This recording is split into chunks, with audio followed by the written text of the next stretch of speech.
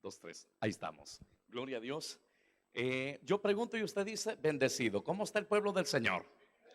Amén. Qué placer, qué gusto, qué enorme, pero enorme bendición poder estar en esta tarde festejando, celebrando, por supuesto, el mensaje más medular que tiene la iglesia del Señor. ¿Y cuál es? Jesús ha resucitado. Así que qué bueno, qué placer. Gracias, pastor, por la invitación y por hacernos parte de esta gran familia maravillosa que está, por supuesto, con un solo propósito: exaltar y honrar al que honra se merece. Vamos a estar de pie el día de hoy. Vamos a estar de pie, vamos a leer la Biblia. Leemos la palabra del Señor. Quiero que nos acompañe el día de hoy. Lo vamos a hacer en la primera carta del apóstol Pablo a Timoteo. Vamos, primera carta del apóstol Pablo a Timoteo. Gloria al Señor. Quiero que vaya conmigo, por favor, y lo vamos a hacer en el capítulo 6. Vaya, capítulo 6, versículo número 12. Primera carta del apóstol Pablo a Timoteo, capítulo 6, versículos número 12. Cuando lo tenga, me dice un buen amén. Leemos la poderosa palabra del Señor. Si no tiene, por favor, si no tiene una Biblia por ahí, acérquese a un cristiano.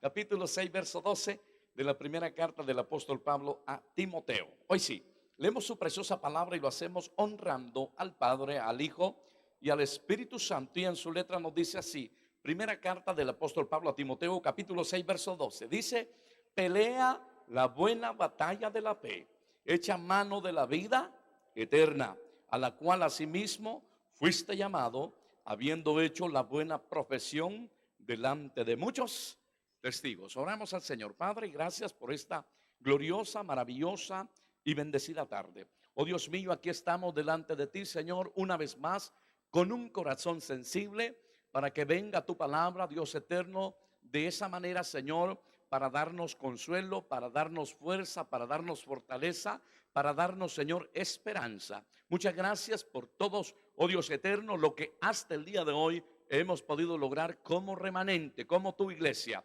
Oh Dios mío, a ti toda la gloria, la exaltación y la alabanza, y para nosotros hoy tu preciosa palabra en Cristo Jesús. Amén y amén. Tomemos el asiento, por favor. Tomemos el asiento, por favor. Bendito sea el Señor. No hay duda que esta semana ha sido una semana donde la fe se ha fomentado, donde la fe de alguna manera se ha fortalecido. Yo creo con todo mi corazón de que usted, al cierre del día de hoy, después de una semana maravillosa, hermano, su cosmovisión, su perspectiva, hermano, su expectativa va a cambiar. Porque de eso estamos totalmente seguros. La fe siempre, hermanos amados, tiene que ser sustentada mediante la palabra de Dios. Entonces yo decía, ¿cómo entonces, si después de tener una fe, digamos, muy fomentada, muy fortalecida, entonces cómo debemos de alguna manera que la fe sea sostenible? Y de esa manera, hermanos, es que el Señor me trajo a una palabra donde, hermanos, debemos reconocer que para que la fe sea sostenida, para que la fe, hermanos, se sostenga en el tiempo, yo debo de hacer de alguna forma ciertos pasos, pero primero tengo que conocer cuáles son los enemigos de mi fe. Entonces el día de hoy, hermano, queremos meditar bajo el tema conociendo los enemigos de nuestra fe. ¿Lo podemos decir? Conociendo los enemigos de nuestra fe. Y eso nos va a llevar, seguramente, hermano, nos va a llevar para que podamos mantener una fe, hermanos, llámese que no se disipe, que no se opaque, que no se pause, porque de eso se trata. Hermano, hemos leído una palabra donde, hermanos, dice pelea la buena batalla. Aquí hay dos términos maravillosos. Uno de ellos es pelear. Hermano, si hay una pelea es porque hay dos rivalidades, ¿sí o no? No, pregunto, si hay una pelea es porque hay dos fuerzas, es decir, hay fuerzas opositorias. En todo caso, si hablamos de pelear como tal, hermano, se trata de, hermano, ejercitar fuerza. Diga conmigo, fuerza. Ahora bien, hermano, cuando hablamos nosotros de la batalla de la fe, diga conmigo, batalla de la fe. Cuando hablamos de la batalla de la fe, debemos reconocer que hay enemigos. ¿El que hay? Pregunto, ¿el que hay enemigos de nuestra fe? Y esos enemigos a los cuales el día de hoy vamos a identificar. Alguien dijo por ahí, para poder salir triunfante en toda batalla es bueno conocer el enemigo. Cómo trabaja el enemigo, cómo de alguna manera, hermano, tiene estrategias, cómo, hermano, se desarrolla para poder de alguna forma atacarlo o simplemente vencer al enemigo. Entonces es bueno conocer, tener cierto conocimiento en cuanto a los enemigos de nuestra fe. Usted tiene enemigos silenciosos, diga conmigo, silenciosos. Hermano, de repente, hermano, rendimos, de repente nos pausamos, de repente dejamos de servir, de repente dejamos de adorar a Dios, de repente, hermanos amados, estamos en una total frialdad espiritual. ¿Por qué? Porque hemos perdido la batalla de la fe, hemos perdido, hermano, esa pelea de la fe. Porque hay enemigos a los cuales tenemos que vencer y no lo podemos vencer en nuestra fuerza, no lo podemos vencer en nuestras habilidades, no lo podemos vencer en nuestras capacidades. Lo vamos a hacer tan solamente con una alta dosis de fe, porque, hermanos amados, es la fe la que nos hace posible una total convicción de hijos de Dios. Yo pregunto esta tarde, ¿cuántos hijos de Dios hay aquí? Amén. Mire qué interesante, hermano. Entonces yo debo conocer los enemigos de nuestra fe. Y en primer lugar, óigame bien, en primer lugar tenemos un archienemigo de nuestra fe. ¿Y sabe cómo se llama? Se llama duda. ¿Cómo se llama? No, pregunto, ¿cómo se llama? Duda. ¿Qué dice la Biblia en cuanto a la duda? Hermano, ¿sabía usted que la duda es la total renuncia de nuestra convicción? Cuando la duda nos visita es porque la convicción se ha disipado, la determinación se ha disipado. Es más, la duda es, hermano, ese estado, hermanos, indeterminado de nosotros. Por esa razón es que muchas veces no sabemos qué hacer, o lo que hacemos no nos da seguramente, hermano, esa determinación para hacerlo. Entonces, cuando la duda nos visita, seguramente estamos ante un enemigo silencioso para nuestra fe.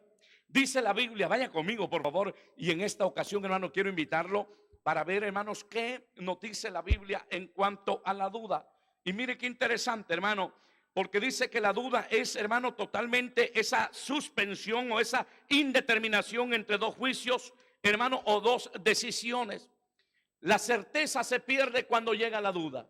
La seguridad se pierde cuando llega la duda. La determinación se pierde cuando llega la duda. Las convicciones se disipan cuando nos visita la duda. Y vea que dice Santiago 1:6. Vaya conmigo, Santiago 1:6. Vamos rapidito. Bendito sea el Señor. Adelantito, allí busque Santiago capítulo 1, versículo número 6. Interesante lo que nos describe la palabra del Señor. Estoy en el capítulo 1, versículo 6. Pero pida con fe, ¿qué más dice? Y aquí está el asunto. Es que la duda me suspende totalmente de mi convicción. Cuando hablamos de la duda, hablamos de un archienemigo de nuestra fe. ¿Por qué muchas veces, mis amables hermanos, le damos lugar a la duda? ¿Por qué muchas veces, hermanos, le abrimos las puertas a la duda? Porque seguramente la fe se ha disipado. La fe se ha pausado.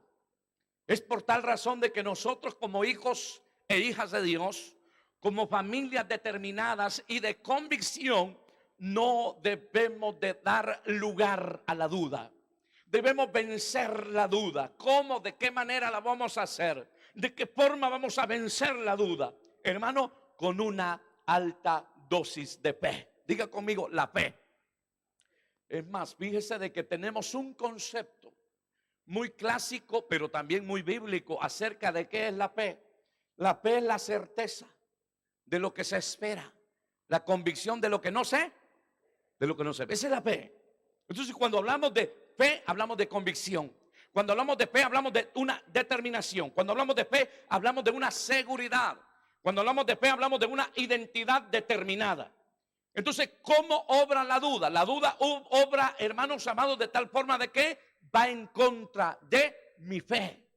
La fe va en contra de mis convicciones. Mejor dicho, la duda va en contra de mis convicciones. Yo voy a perder convicción cuando le doy lugar a la duda. Veamos qué nos dice la palabra, mis amables hermanos, en Mateo capítulo, mire qué interesante, Mateo capítulo 14, versículo 30 y 31. Mateo 14, versículo 30 y 31.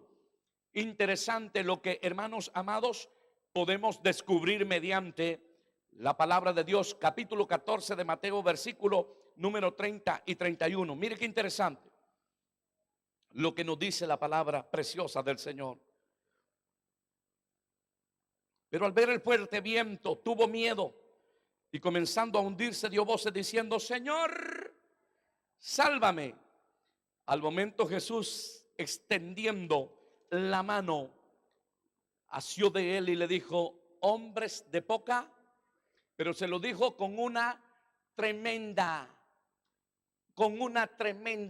hermanos, expectación. Dice: hombres de poca fe, ¿por qué?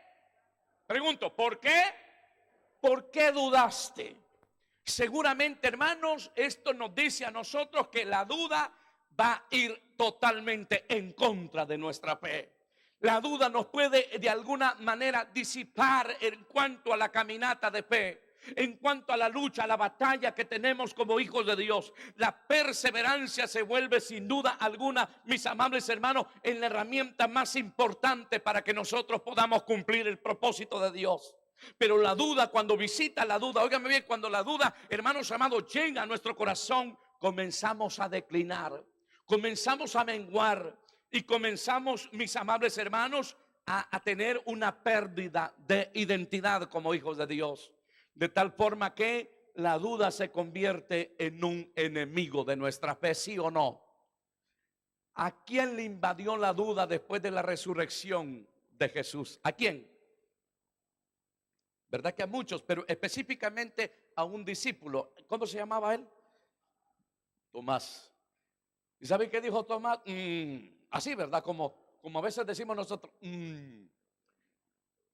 falta que ver. O hasta no ver. ¿Verdad que ese lenguaje nos quedó a nosotros?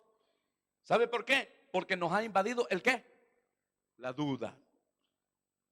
Mientras otros decían: no, la piedra está movida, ya no está el maestro, ya no está ahí. Y por lo tanto el mensaje más trascendental de la historia sigue llamado: Jesús ha resucitado.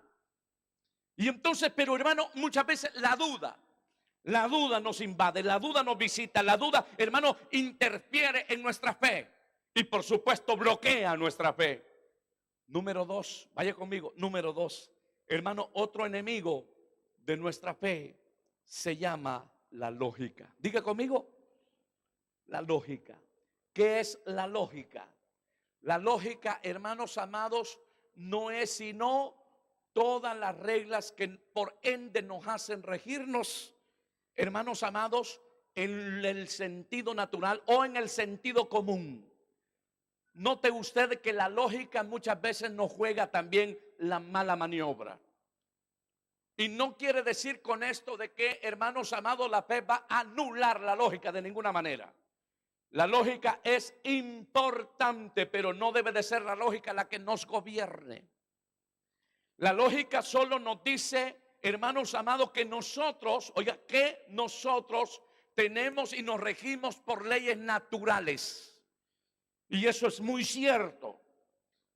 Y entonces no podemos decir que la fe va a anular la lógica, pero sí podemos decir el día de hoy de que la fe puede abanderarse y la lógica puede ser subyugada. Entonces, ¿qué nos dice la Biblia en cuanto a la lógica? ¿Qué nos dice la palabra de Dios en cuanto a la lógica? Mire qué interesante o qué dato muy importante, hermano, podemos tener en la palabra del Señor. El sentido común o la lógica o simplemente la razón no pueden ser compatibles con nuestra fe. Acuérdese que hay cosas que las vamos simplemente a digerir, a identificar, pero también a interpretar simplemente con una lógica. Pero hay cosas que las vamos de alguna forma a asimilar desde un lenguaje de fe. Entonces, hermano, para entender ese término como tal, yo quiero, hermano, de alguna manera invitarlo a Lucas capítulo 5, versículo 5. Veamos qué nos dice Lucas capítulo 5, versículo 5. Y hay una escena maravillosa que encontramos en la palabra de Dios, y esta escena usted se la puede hasta de memoria. Mire qué interesante, capítulo 5, versículo 5, mis amables hermanos, de Lucas, y dice de la siguiente manera así. Dice Lucas 5, 5. Respondió Simón, le dijo: maestro, toda la noche hemos estado, ¿cómo? Y nada hemos pescado, mas en tu palabra echaré la red. Verso 6. Y encerraron gran cantidad de peces, y la red, ¿qué pasó? Se rompía. Mire cómo contrasta la lógica con la fe, o la razón con la fe. Aquí encontramos a un hombre experto en la pesca, ¿sí o no? Encontramos a un hombre, mis amables hermanos, que no necesitaba ningún reglamento, no necesitaba ningún instructivo para poder entender la forma, la manera, la metodología, las estrategias de la pesca. Estamos hablando de Pedro, aquel hombre que le dijo: Señor, sí, toda la noche. ¿Qué le dice la lógica? Toda la noche. Señor, toda la noche hemos estado ahí trabajando de alguna manera. Hermano, se dice que las estrategias, hermano, para la pesca son en la noche. Horarios claves, porque el pez trata de salir, hermano, un tanto bastante a la superficie de las aguas. Entonces, en pocas palabras, hermano, Pedro estaba diciendo: Señor, si la lógica me dice, las reglas naturales, las estrategias como tal, me dicen de que el pez en la noche sale un poquito y es más fácil pescar, hermano, pero ahí podemos ver nosotros que óigame bien, cuando no hay fe, cuando no se tiene una alta dosis de fe, la lógica va a predominar, la lógica nos va a gobernar, la lógica simplemente nos va, hermanos, a condicionar. Entonces, pero Pedro, después de haber oído la palabra, diga conmigo, después de la palabra. Le aseguro esta tarde que usted, después de la palabra, hay cosas que las va a poder entender y las va a poder hacer única y exclusivamente por la fe. De repente, hermano, nos encontramos de que Pedro dice: ok, Señor, la lógica, el sentido común y la razón y todo lo que rige las leyes naturales me dicen de qué, de que toda la noche, Señor. ¿Y qué vamos a hacer ahora? Y entonces, ¿cómo lo vamos a hacer ahora, Señor? Si nosotros somos expertos en esa tarea, en esa labor, nosotros trabajamos aquí todos los días, y por lo tanto, hermano, muchas veces, hermano, creemos nosotros que la capacidad se impone a la fe, y no es así. ¿Sabía usted que aquí no estamos por capacidades o por habilidades? Aquí estamos por la bendita misericordia de Dios. Aleluya, bendito sea el Señor. Gloria a Cristo. Y hay cosas que simplemente las vamos a asimilar y las vamos a hacer única y exclusivamente con un lenguaje de fe. Diga conmigo, lenguaje de fe. ¿Y sabe qué hace Pedro? ¿Sabe qué hace Pedro? Le dice: Señor, todo lo hemos hecho. Es decir, humanamente hablando, lo hemos hecho todo. La lógica. Pero en tu palabra echaré la red. Ahora viene la fe. Diga conmigo, la fe. O sea, quiso decir Pedro: Señor, aquí mis capacidades, mis habilidades, mis estrategias como pescador, el sentido común ha claudicado. La razón simplemente se ha subyugado. Ahora opera la fe. Mas en tu palabra echaré la red. Seguramente, hermano, muchos estarán diciendo el día de hoy: pastor, pero lo que me han diagnosticado es algo grave. Lo que me han dicho es algo fatal. Es más, el médico me da algunos días ya.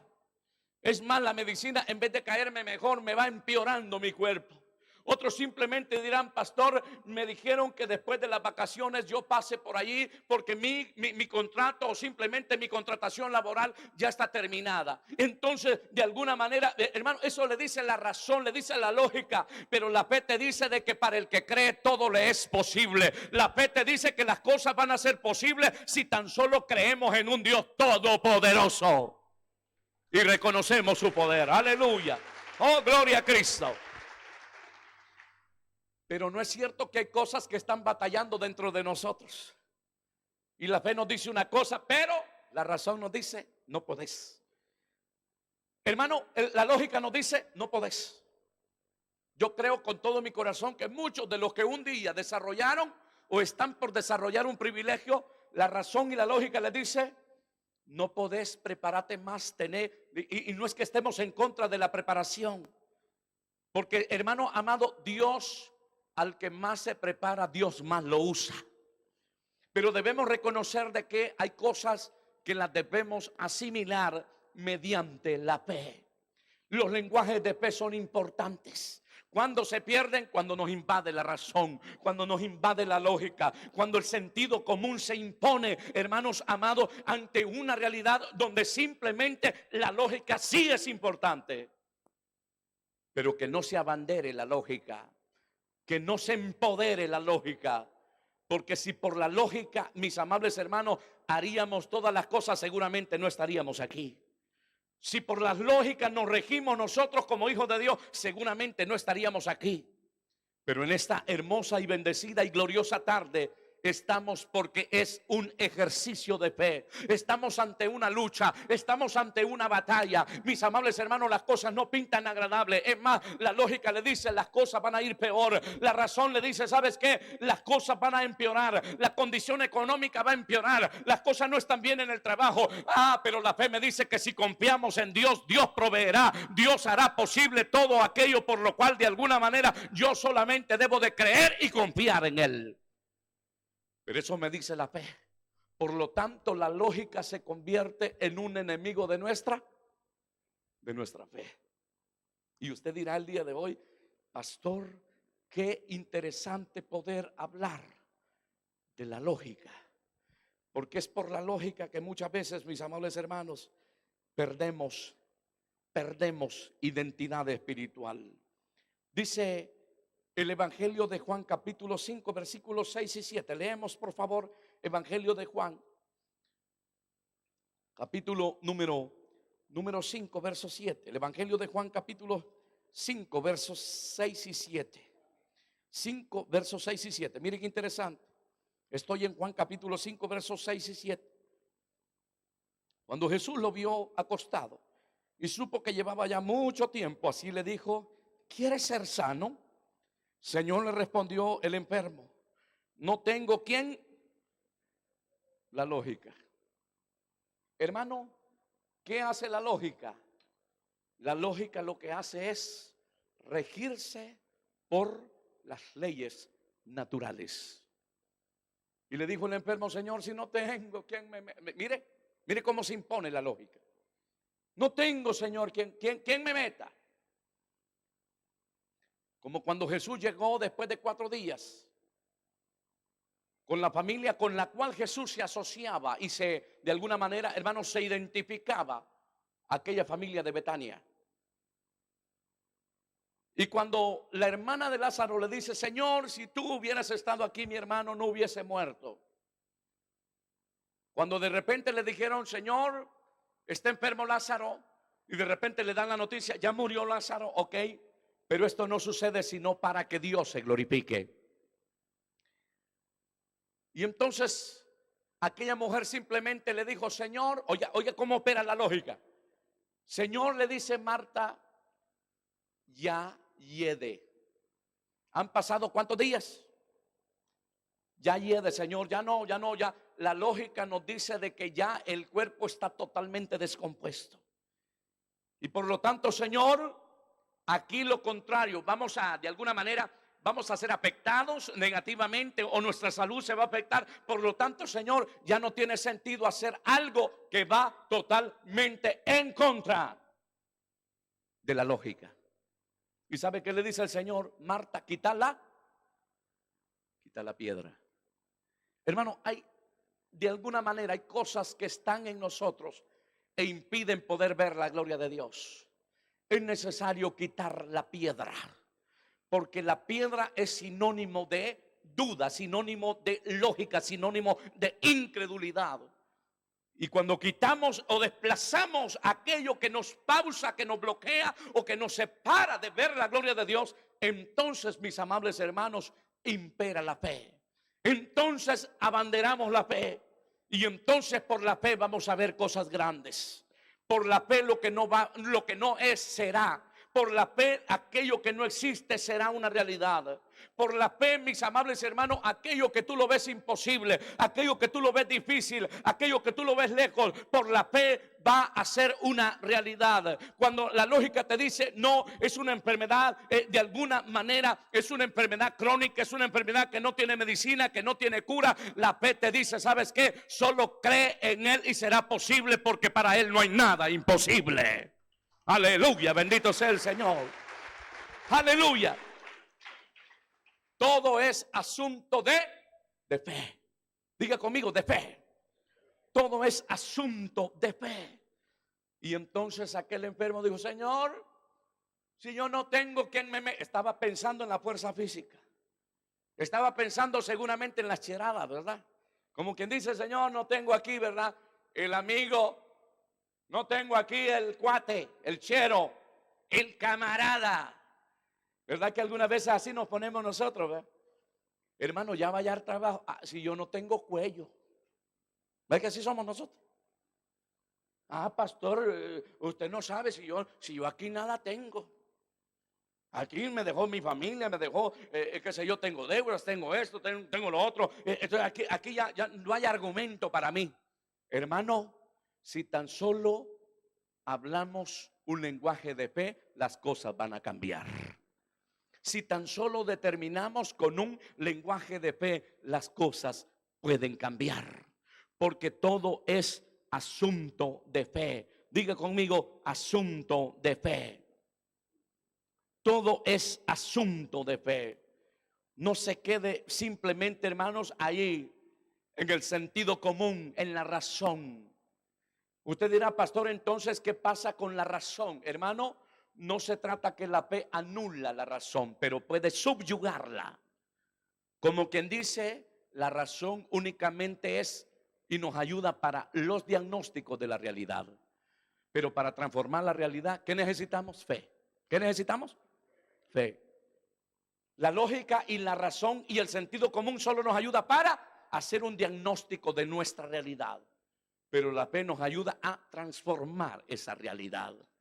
Porque si tan solo crees, será posible. Si tan solo creemos, lo que no es será.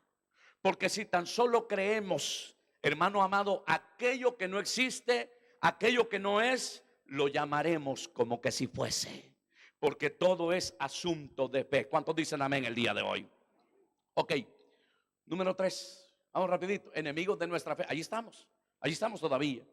Conociendo los enemigos de nuestra fe. Número 3. Veamos qué otro enemigo de nuestra fe tenemos, mis amables hermanos. Y qué dato más importante para poder en el día de hoy reconocer que hay otro enemigo de nuestra fe que se llaman los afanes. ¿Puede decir los? No, una vez más, ¿puede decir conmigo? Los afanes. Hermano, ¿qué son los afanes? Es ese deseo desmedido por trabajar y no descansar. ¿Qué son los afanes? Es ese deseo desmedido por trabajar y no descansar. Alguien dijo, el afán es sin duda alguna la consagración del trabajo sin descanso. Hay personas, hermano, que lo más, óigame bien, lo más consagrado es el materialismo. Y nos materializamos y trabajamos y trabajamos y trabajamos y trabajamos, hermano, y todo eso nos distancia, nos separa, nos pausa de nuestra comunión con Dios. Alguien dirá, qué interesante es, hermano, reconocer que en la agenda cristiana evangélica para todo habrá un tiempo específico. Hay un tiempo para la familia, hay un tiempo para trabajar, hay un tiempo para el ministerio, hay un tiempo para Dios, hay un tiempo de comunión con Dios, hay un tiempo para intimar con Dios. Pero un asunto es simplemente dejarnos asfixiar, dejarnos ahogar por los afanes. Veamos qué dice la Biblia en cuanto a los afanes. Filipenses 4:6, vamos rapidito. Filipenses 4:6. Filipenses 4:6. Mire qué interesante, hermano, en el día de hoy. Filipenses capítulo 4, verso 6. Veamos qué nos dice la palabra. Capítulo 4, verso 6. por nada. ¿Qué dice? Por nada estéis, si no sean conocidas vuestras peticiones delante de Dios en toda oración y ruego con acción de gracia. No se afane, hermano, no se afane. Porque ¿qué es el afán? Es ese deseo desmedido. Incluso hay hermanos, ay pastor, hubiera querido que me hubieran dejado trabajando toda la Semana Santa, porque ¿sabe qué? Las horas extras las pagan doble. ¿O no es cierto? Yo no sé a cuánto les está hablando el Señor el día de hoy. Pero seguramente algunos están diciendo, ay pastor, mire, hubiera deseado que a mí me hubieran dejado por allí. Hubiera deseado que las cosas hubieran cambiado. Ay, porque si se trabaja más, se gana más. Esa es una verdad relativa. Se afana más y se desgasta más y vive menos. Amén. Pero si usted quiere trabajar menos, hermano, en pocas palabras, preocuparse menos, sigamos dependiendo de las fieles y únicas promesas de Dios. Aleluya, bendito sea el Señor. Amén. Gloria a Cristo. Mire qué interesante lo que dice la palabra. Jesús se encontró en un momento donde tuvo que decirle a sus discípulos sobre el afán. Veamos lo que dice Mateo 6:34. Vamos a ver rapidito Mateo 6:34. Mire qué interesante lo que nos declara la palabra del Señor. Mateo capítulo 6, verso 24. Interesante, estamos aprendiendo sobre conocer los enemigos de nuestra fe. Y dice Mateo capítulo estoy en Mateo capítulo 6, verso número 24. Y dice Dios en su palabra, mire qué interesante. Ninguno puede ser, perdón, ¿estoy allí? Mateo 6, verso número 24. Ninguno puede servir a dos, porque aborrecerá al uno y amará, o estimará al uno y menospreciará. No podéis servir a Dios y a las. Note qué interesante, hermano. ¿Verdad que hay cosas muy lindas, interesantes, que por la lógica nosotros decimos lo opuesto? Por ejemplo, si yo le digo arriba, lo opuesto será abajo. Si yo le digo lo grande, lo opuesto será. Si yo le digo la luz, lo opuesto será. Si yo le digo lo blanco, lo opuesto será. Si yo le digo Dios, lo opuesto será. ¿Ah? Algunos dirán el diablo. No. Aquí dice, nadie puede servir a Dios, a dos. Amará al uno y aborrecerá al otro. Nadie puede servir a Dios y a las. Entonces, lo opuesto de Dios son las riquezas, hermano. Porque la riqueza se convierte en una deidad. Y eso indica de que cuando nosotros los afanes óigame bien, cuando nosotros, hermanos, nos empoderamos de los afanes o simplemente nos dejamos ahogar por los afanes, entonces a Dios lo desplazamos del lugar que le compete. Y entonces las riquezas, entonces el dinero, entonces el trabajo, porque el afán es la consagración del trabajo excesivo sin descanso.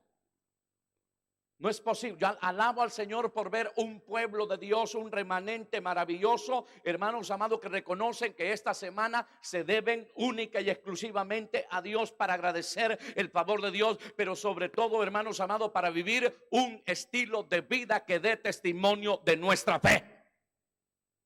Y eso nos da ¿qué? Identidad. ¿Qué pasa sabe qué pasa con el materialismo? ¿Y qué pasa con lo que se llaman afanes?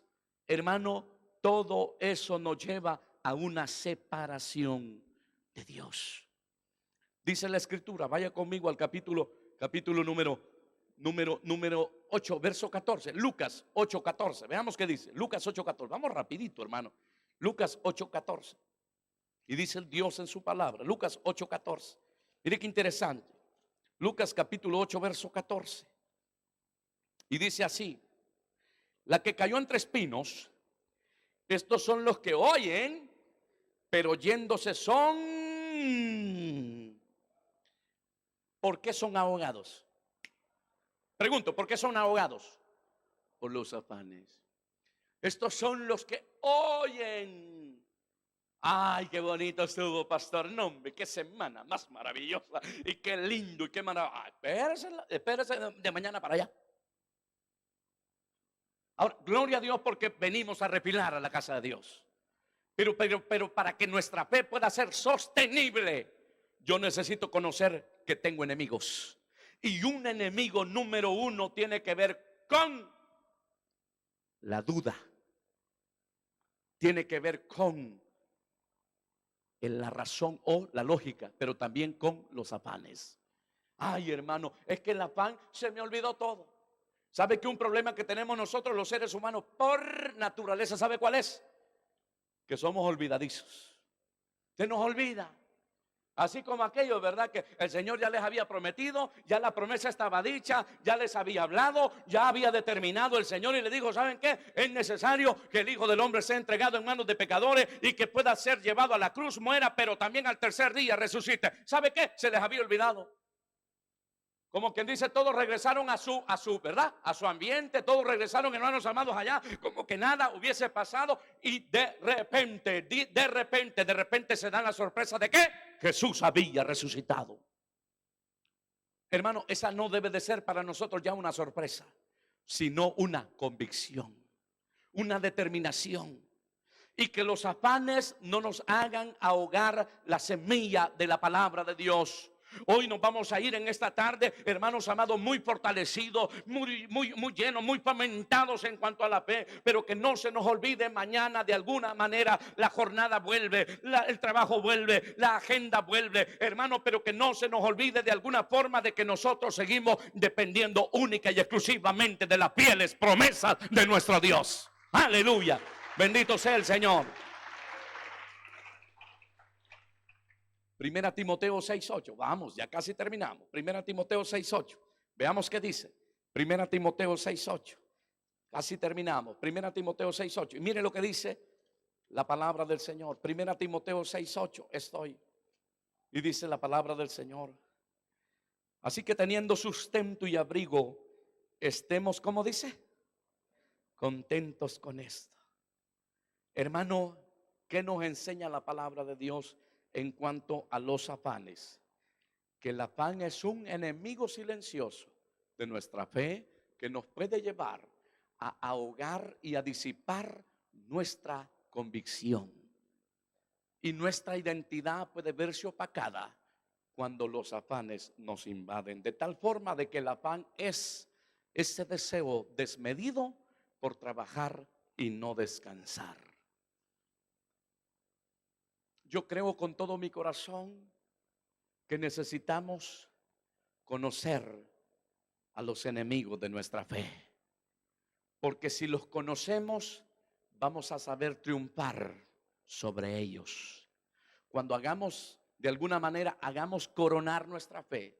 Hemos leído, hermanos, anteriormente que estamos ante una batalla, una lucha. Estamos peleando la buena batalla. Y queremos echar mano de la vida eterna. Porque para eso Dios un día lo escogió, lo eligió, lo llamó y lo redimió. ¿Cuántos dicen amén? Número 4, yo termino aquí. Ok, hoy sí. Número 4, otro enemigo de nuestra fe se llama la comodidad. ¿Cómo se llama? A ver, muy poquito se oyó. Muy cómodo lo dijeron ustedes. A ver, ¿cómo se llama? La comodidad. Eso es un enemigo de nuestra fe. Y ya le voy a explicar por qué. Porque la comodidad nos pausa de toda actividad. Y si inicialmente leímos que la carrera de la fe es una batalla, la batalla nos exige acción, ¿sí o no? Y la comodidad es la prohibición o la anulación de toda acción humana. Entonces veamos qué dice la Biblia en cuanto a la comodidad.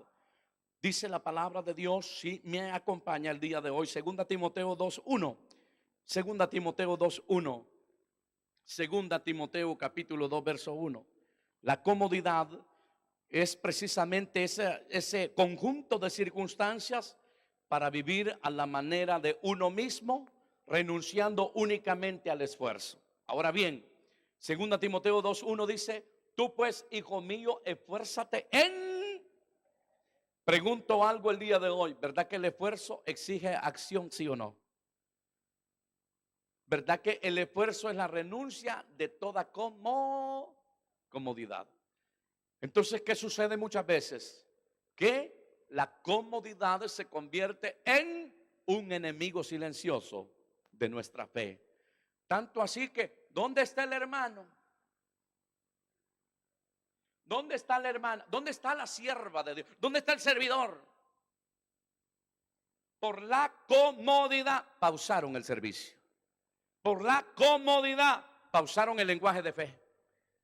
Por ahí, pastor, porque como sabe usted que debo de alguna manera, necesito pausarme. ¿Por qué se va a pausar usted, hermano? ¿Por qué razón usted se va a pausar de la actividad, del ejercicio, de buscar, de perseverar y de caminar y de vivir una vida que agrade a nuestro Dios Todopoderoso? La comodidad nos puede llevar ¿a qué? A una pausa total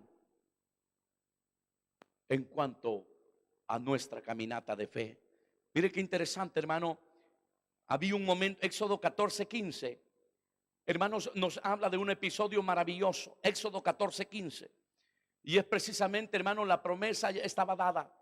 No había tiempo ni siquiera para discutir, ni siquiera para cuestionar, ni siquiera para reflexionar, ni siquiera para preguntarse qué hacer. Simplemente había que marchar. Diga conmigo, marchar.